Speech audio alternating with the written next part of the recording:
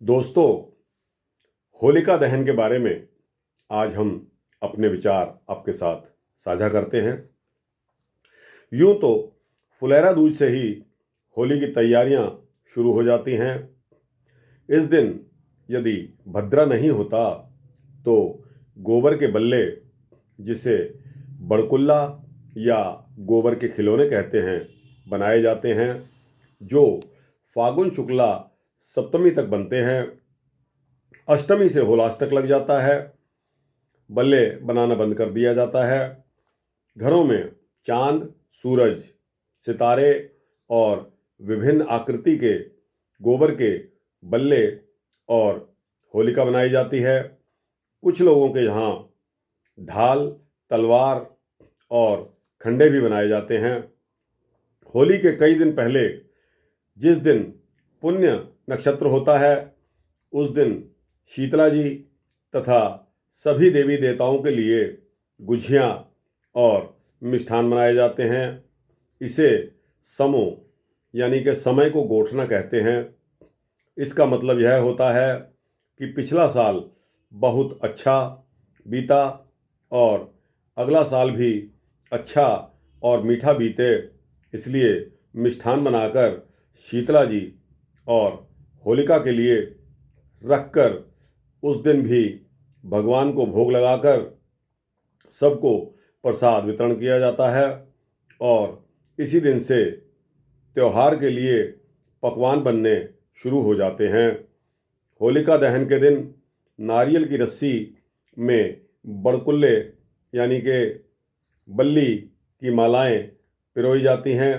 इस दिन यदि भद्रा नक्षत्र होता है तो माला पहले ही पिरो ली जाती हैं। उन मालाओं में एक तो आदमी जितनी लंबाई की माला पिरोकर अगले साल के लिए रख दी जाती है, एक पितरों की और एक भगवान की, एक हनुमान जी की और 4 शीतला माता जी की बनाकर घर में जितने पुरुष और बच्चे होते हैं उतनी ही मालाएं पिरोकर रख दी जाती हैं। 8 बड़कुल्ले धान सुपारी आदि के साथ सूरज चांद के साथ होलिका वाले बल्ले की आँख में कौड़ी लगाकर घी, गुड़, रोली आदि से पूजकर बल्लों के बीच में डालकर दहन के लिए माला तैयार की जाती हैं। प्रातःकाल सभी लोग सुगंधित तेल लगाकर और गर्म पानी से स्नान करते हैं। फिर स्वच्छ वस्त्र पहनकर देव, पितर और हनुमान जी की पूजा जल, फूल, गुझिया, इत्र, गुलाल और नारियल इत्यादि से करते हैं। कहीं कहीं कोई बड़ा बूढ़ा भी पूजा करता है। बाकी सभी लोग प्रणाम करते हैं और टीका कढ़वाते हैं।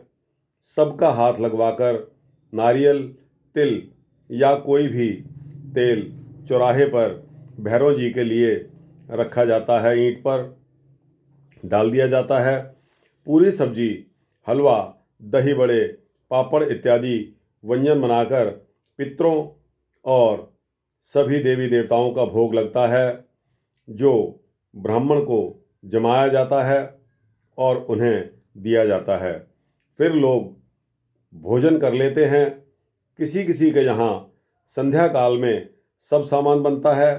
फिर जल, फूल, रोली, कलावा, रंग, गुलाल, चीर, गुझिया, लड्डू आदि से ठंडी होली की पूजा करके बल्ले की माला चढ़ाई जाती है और 4 बार प्रदक्षिणा करने के बाद घर आकर भोजन किया जाता है। रात में चौराहे की होली, जो भद्रा उतर जाने पर जलाई जाती है, जलने के बाद सब गुलाल भी, गुड़, गुझिया, लड्डू, नारियल, गन्ना और टोकरी में रखे पुरुषों व बच्चों की ओर चढ़ाने के बल्ले की मालाएं आदि से होलिका की पूजा की जाती है। जौ, गेहूं की बाली भी चढ़ाई जाती हैं। 4 बार प्रदक्षिणा करके गन्ना भूनकर वापस लाया जाता है। अग्नि भी घर लाई जाती है। इस बीच महिलाएं छत पर से होली की लपट के दर्शन करती हैं। जल से अर्घ्य देकर पूजा तथा प्रणाम करती हैं। उस समय होली के गीत गाए जाते हैं। घर के आंगन में गोबर लीपकर बालू या मिट्टी की वेदी बनाई जाती है।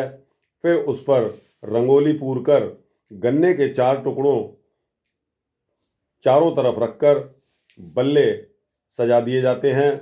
होलिका से आई हुई अग्नि बीच में ही रख दी जाती है। एक लोटा जल भी रखा जाता है। फिर वही सब पूजा सामग्री जौ गेहूं की बाली से इस होलिका की पूजा समस्त परिवार करता है। ऐसा लोगों का विश्वास है कि होलिका की पहली लपट नहीं देखनी चाहिए। रंग अबीर और गुलाल चढ़ाकर हाथ में जौ गेहूं की बाली लेकर जो लोग 5 बार प्रदक्षिणा करते हैं, साथ ही यह बाली भी अग्नि में भूनते हैं। इसके बाद घर का बड़ा बूढ़ा सब पर रंग यानी कि केसरिया रंग छिड़कता है। अबीर लगाना और टीका कड़वाना, गरी गोला लड्डू व गुझिया से उनकी अंजलि भरना व शगुन के रुपए भी देना शामिल होता है। महिलाओं की गोद गुजिया लड्डू और मेवा से भर दी जाती है। सिंदूर लगाया जाता है। रंग गुलाल लगाकर शगुन के रुपए दिए जाते हैं। यथा योग्य किसी से होली मिलन, किसी से होली की राम राम इत्यादि कहा जाता है। सभी लोग बड़ों का पैर छूना व छोटों को आशीर्वाद देते हैं। पैर के अंगूठे से लेकर दाहिने हाथ तक सीधा उतना बड़ा कच्चा धागा नापकर अग्नि में छोड़ा जाता है और कहा जाता है कि इससे पुरुष व बच्चों की उम्र भी बढ़ती है। जिसके जहाँ पर घर में होली नहीं जलाई जाती, वे होली की अग्नि को लाकर कमरों में धुआं देते हैं और होली के पास बैठकर पूजा करते हैं। दूसरे दिन प्रातःकाल सबके नहाने की बाल्टियों में इसको डाल दिया जाता है और उनके ऊपर छिड़क दिया जाता है। कहते हैं इस जल से स्नान करने से फोड़े फुंसी इत्यादि नहीं निकलते। इस तरह यह दिन पूजा और होली का आनंदोत्सव मनाते हुए व्यतीत होता है।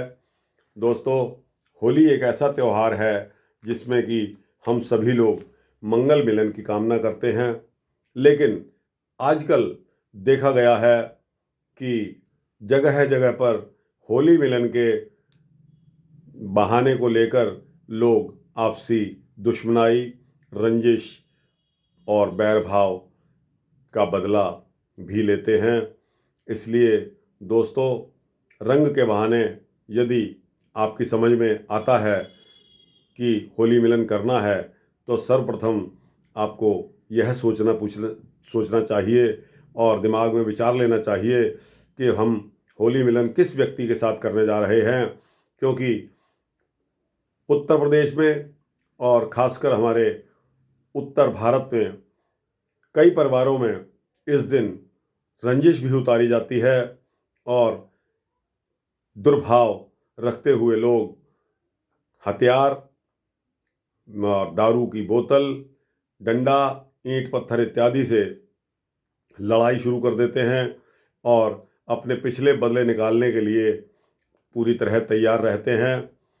इस बात का शिकार बहुत से लोग हुए हैं और दोस्तों, मैं आपको आगाह कर रहा हूं कि इस त्यौहार का मतलब यह नहीं है कि आप इस दिन अपनी रंजिश निकालें।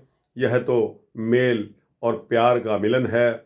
इसलिए आप सभी भी एक दूसरे की मंगल कामना करिए और इस प्रकार इस त्यौहार का रंग बिगाड़ने की कोई भी कोशिश किसी के द्वारा भी की जाती है उसको डिस्करेज करिए और अपने त्यौहार में रंगों की खुशियाँ प्राप्त करिए, ऐसी उम्मीद करता हूँ। तो दोस्तों, अगर मेरा वृत्तांत पसंद आया हो तो लाइक करके शेयर ज़रूर करिए और मेरे चैनल को सब्सक्राइब करके दूसरे अपने दोस्तों, मिलने वाले व्यक्तियों को जो कि इस तरह की नॉलेज और ज्ञान प्राप्त करने के इच्छुक होते हैं, उन तक भी मेरा यह वृत्तांत पहुंच सके, ऐसी कामना करता हूं। सभी भाइयों, बहनों, दोस्तों को होली की ढेर सारी शुभकामनाएं। आपके दिन मंगलमय हों, आपके दिन कलरफुल हों, ऐसी उम्मीद करता हूं। धन्यवाद।